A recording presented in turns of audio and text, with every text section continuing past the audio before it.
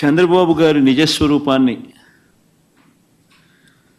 Supreme court ఎత్తి చూపించింది.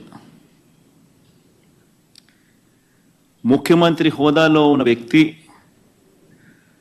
మత విశ్వాసాలను ఎలా కావాలని రాజకీయ దుర్బుద్ధితో ఎలా రెచ్చగొడతా ఉన్నారో అన్నది సుప్రీంకోర్టు అర్థం చేసుకుంది. కాబట్టే స్ట్రాంగ్ కమెంట్స్ కూడా పాస్ చేసింది.